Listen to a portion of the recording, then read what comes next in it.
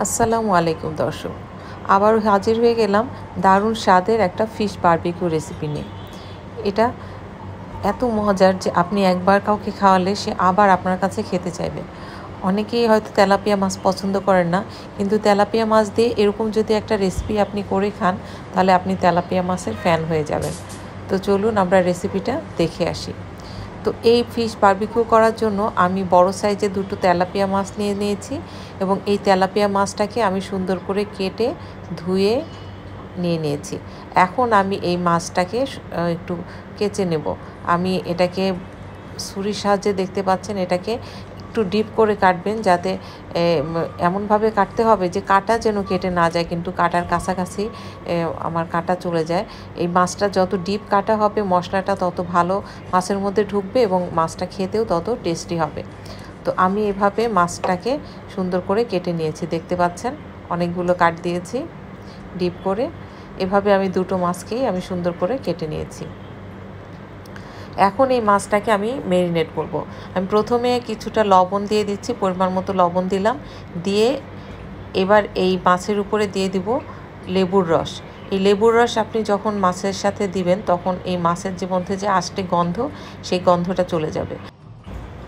এখন আমি হাত দিয়ে ডলে ডলে লেবু এবং লবণটাকে এই মাছের সাথে সুন্দর করে মেখে নেব। এমনভাবে মাখতে হবে যাতে মাছের যে কাটা কাটা আছে তার মধ্যে লেবু এবং লবণটা ভালোভাবে প্রবেশ করে, তাহলে আপনার মাছটা খেতে অনেক টেস্টি হবে এবং মাছের যে আষ্টে গন্ধ সেই গন্ধটাও থাকবে না। আপনি হাত দিয়ে দিয়ে এই কাটার মধ্যে দিয়ে দেবেন। আর এভাবে যদি আপনি পেটের মধ্যেও আপনি এভাবে একটু লেবু চিপে দেবেন, তাহলে পেটের মধ্যে যে আষ্টে গন্ধ সেটাও থাকবে না, কারণ পেটের মধ্যে অনেক বেশি আষ্টে গন্ধ থাকে।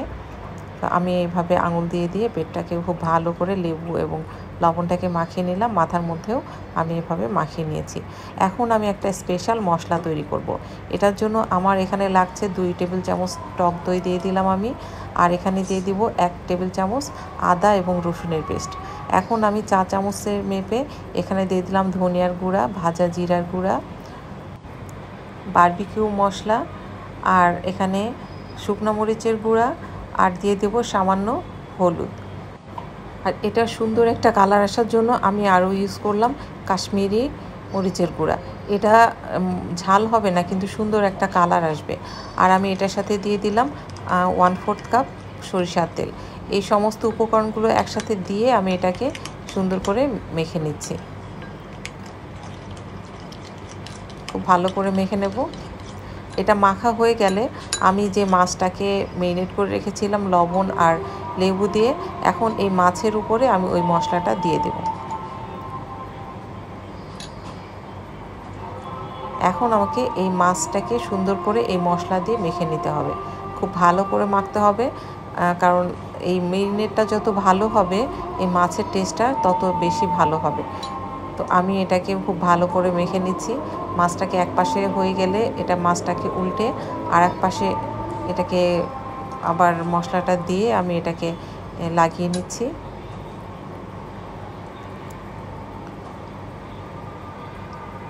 মাছের যে কাঁটাগুলো আছে কাঁটার মধ্যেও আঙুল দিয়ে দিয়ে আপনি মশলাগুলো লাগিয়ে দেবেন। আর মাছের পেটের মধ্যে, মাথার মধ্যে সব জায়গায় চেষ্টা করবেন যে খুব ভালো মতো যেন মশলাটা ঢুকে। পেটের মধ্যে আঙুল দিয়ে দিয়ে আপনি এটাকে মশলাটা ঢুকিয়ে দেবেন।